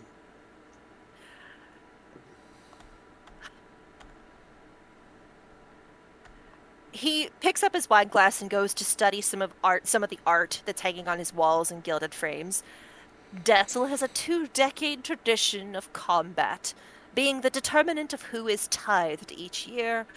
Each citizen who is within the demographic parameters to be tithed is put up against someone of similar height, weight, build, and of the same sex as one is in one of the two categories, magic or martial. With one win, they are safe from that year's tithe. But some choose to progress through the bracket to the finals and win glory and honor for themselves. But this is the way of Dessel's citizens. Contending for the seal of friendship is of a distinctly different nature. The fun of such an endeavor is that the warriors don't know what they're walking into, only that it is a dangerous encounter. You will be required to fight no fewer than one monster. We have not had an applicant in at least 2 years, so we need a few days to prepare the Colosseum. And you scrappy fighters will need time to stretch your legs in the local fight clubs and gather sponsors. Okay. So, Yeah. DM Mm, player here, player yes. question. Uh-huh. Would this be something that has was happening prior when Lytle was growing up here and stuff No. to a degree, and then enhanced, or is this something completely brand new that So Lytle was not familiar with? at the end of the last session, Dessel I talked about Dessel pre-war and post-war. Pre-war, they were obsessed with accessories, and like that was a very it's kind of like in I don't know how much you know about like Saudi Arabia and the oil countries. Everyone can afford the same Lamborghini in that country, doesn't matter how expensive it is. Everyone can afford it. So uh the things that that give status are instead the license plates on the front of the Lambos. The lower the number, the more status associated with that car. So Okay. actually, I think somebody paid a couple of $1 million for the license plate 0001 in Saudi Arabia a few years ago. Similar vibe to the pre-war version of Dessel. It wasn't the money you paid for a accessory like a brooch or a hat or something. It was how rare it was. So now that the war rolled through and they bent the knee to the Empress, um, the culture in the city has changed to one that values fighting prowess instead of accessories. So they went from a very kind of foppish, artistic society to overnight it feels a society of warriors. And in this instance, no, you would not have experience with this new culture in Dessel. You were experienced with a much softer version of Dessel. Okay. Um. Okay. That answer your question? Yes, actually, very well. Now I have to Okay, good. reframe what I'm thinking. So if you go to the doc that Jesse keeps for us, I just copy pasted all of the Dessel information. It's less than 500 words for you to read at your discretion because sometimes I retain information better when I read it. But you're getting a firsthand experience, and I'm not going to punish you if you don't remember stuff. So, um, How exactly are we to find these sponsors? excellent question. Sponsors are simply patrons of the art of violence. As you move about the city and indulge in the fight clubs and mingle with your adoring fans, they might see fit to bestow gifts upon you potions, spells, magical aids, and so forth. After all, the only skin they have in the game is yours. Every gift that you receive means the betting pool changes.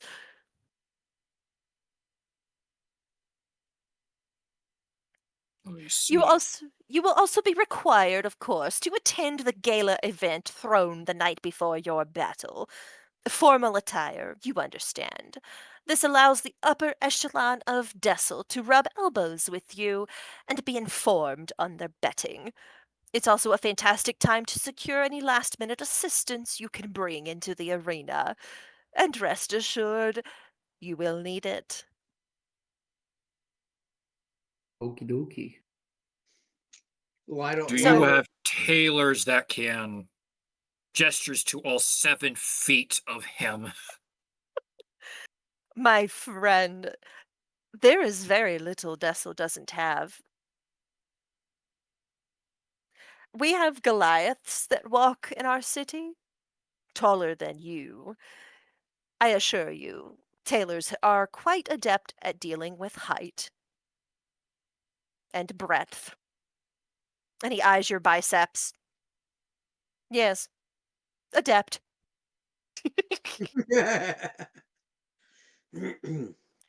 Any other questions?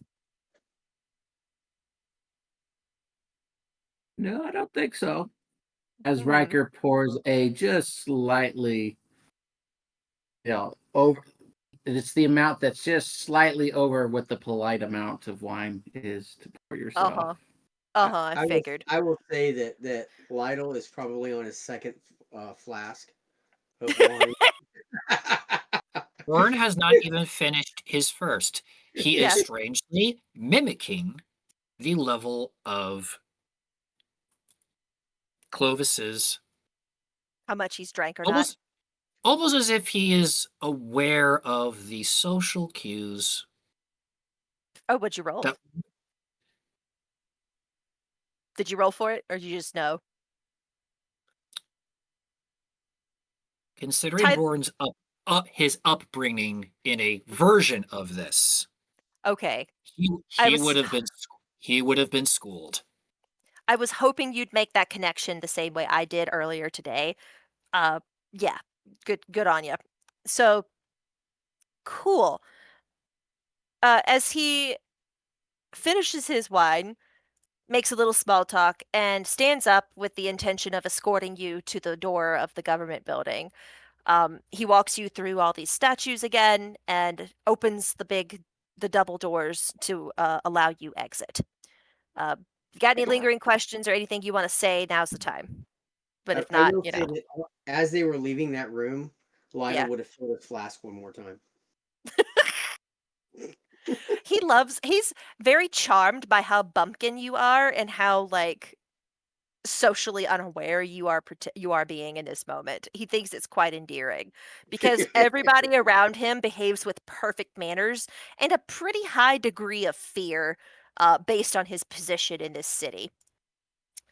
Um And we're just too stupid to recognize the danger we're in. Or at So least that's what we want him to think. we're good. you could Do always you ask him have about his most interesting scar.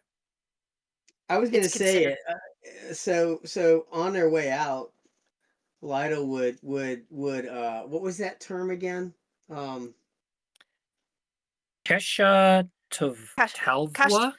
kasha vaul. so he looks Kesha. over at him and says, "So Kasha Va'ul."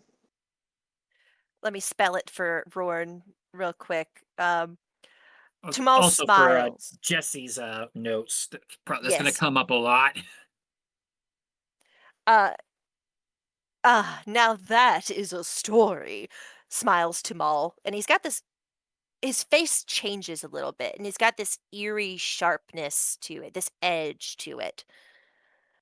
I was a mere city council member in this fine city when the Empress dominated Dessel. All of my compatriots swore their loyalty rather quickly, of course, but I was the only one who offered more. I saw the grandeur of the Empress's vision for the world, and I wanted to be a part of it. I offered to be her mouthpiece for this city. She granted me the privilege, in a rather literal fashion. He opens his mouth, and you can actually see his tongue is pierced with a large red stone, and it glows and pulsates with the same manner that Sealbearer Steelbraid's prosthetic arm gem did. Um, being That's loyal, unsettling. do what now? That's unsettling. Yeah, it Yeah. should be. That was the intention. Um, being loyal comes with perks, you see. I'm one of the only settlement leaders on the western side of this continent that have access to the Empress's court at will, should I need it.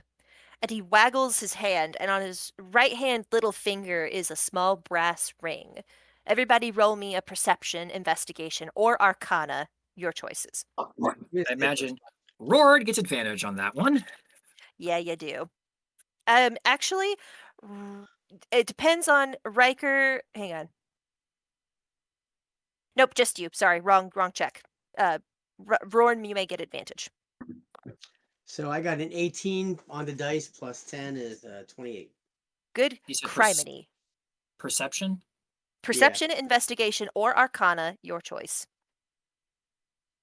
That's all. Let's say perception's the best. Unfortunately, even with a natural 20, Roar's the low end.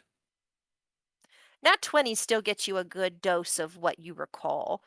And with 23 a total. 27 for me with a 19 on the day. good And lord. Rachel said she got a When 17. the natural Nice. 20 is the low end of this group. Right, Yeah. that's hilarious. Well, that just goes to show like the kind of characters y'all have built. Good job, guys. So Roran knows this based on his backstory. Lytle knows this based on his. Even though he's more of an assassin type, he still has an appreciation for things of value. Red understands what this is based on the fact it has some ties to interdimensional travel. Riker, what'd you roll again? Rolled an 18. Okay. So you and Kenji, or Genji slash Kenji, ironically, are the ones who don't quite get it. Maybe he moves too fast for you to see what it really is. This is a ring of teleportation, but it seems with your nat 20, Rorn, it seems altered in a way that you can't really detect without examining it more thoroughly. And even if you did, it might be beyond your skill set because you are not an arcanist in the slightest. Um, he continues, now I will leave you to get settled in the city. Do be warned, though, some of the more violent citizens might take offense at having the spotlight stolen from them. As long as the guard don't find you engaging in an unsanctioned fight, consider them good practice. Ta-ta! And he Do you shuts the have a door. recommend?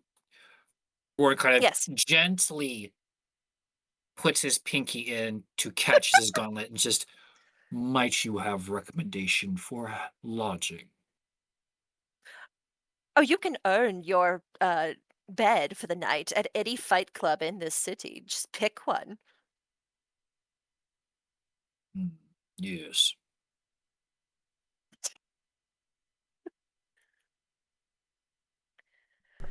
Okay. And with Before that, we the door. move anywhere, like after he Yeah. leaves, I Uh-huh. am going to use detect portal. Okay, what does that do? It I've not heard of that one yet. so it is once per short rest. I can detect the distance and direction to the closest planar portal within 1 mile. Interesting. Hmm. Let me read. I just want to know. Yeah, I'm trying to determine if a teleportation circle would count. Uh, it says explicitly a planar portal. Yeah. A teleportation circle can be to anywhere, extraplanar or otherwise. It's the what I'm thinking of has a destination. It's hardwired for a particular place. So I'm going to say you don't pick up on anything right now, Okay. but good use of your abilities, and I appreciate it. Okay. You are out on the street. Most of the crowd has already dissipated from the earlier jubilation of escorting you to the city, uh, the council building. Uh, what would you like to do? Guess we need to find a fight club and find a bed for the night. Maybe Yeah, first we could get dinner. I'm willing to bet you can find all of those things in one place. Yeah. Most um, assuredly. Rachel is excited to fight, and I'm excited for Rachel to fight. Um, very much so so. let me ask you a question then. Yes. Is the layout of the city still the same as what Lytle would have remembered? There's been some minor changes that you can see, like some buildings aren't there anymore, others have been remodeled, but overall, the districts are laid out the same. The water flows the way you're used to it flowing. The And major points. I assume that fight clubs would be well noted.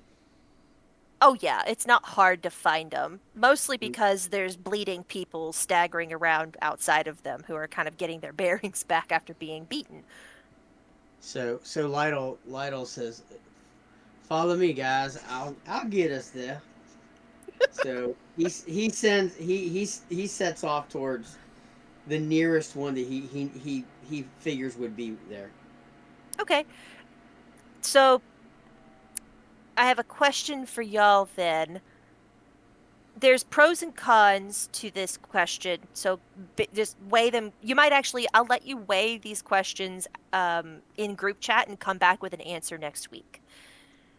If you go to a fight club in the slums, you might have access to different opponents and, by extension, different gifts from people who wish to sponsor you. Now, a sponsorship is not like a formal contract. It's more, hey, I saw you fight. My money's on you. Here's a potion as a goodwill, as a good luck measure. Um, but some of them are a little more formal. If you want no strings attached, you go to the slums. If you want some higher end goods with the risk of there being some string attached, something minor, you can go to a mid tier city fight club. And if you want there to be side quests involved, but really good stuff up for gifting, you can go to an upper city. We can go to And I will different let, ones. yes, you can go to any of the three. Um, but that's where I'm going to leave you guys to debate until next week. We are so grateful that you tuned in, be it live or later. Every single one of you represents the kind of fandom and attention that keeps us going, that keeps us motivated to keep putting out content like this for you. So thank you for coming along on this ride with us. If you ever have any need for prayer or you just want to say hi, you can stop by our Facebook group, the Holy Rollers D&D group on Facebook. We would be delighted to interact with you and answer any questions you might have. We're the Holy Rollers. This is Campaign 3. God bless. Have an excellent rest of your night. Bye.